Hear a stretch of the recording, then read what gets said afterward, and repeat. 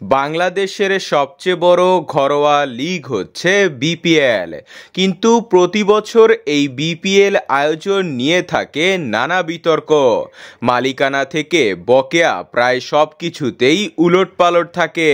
তবে এবারের বিপিএল আর আয়োজন করছে না বিসিবি।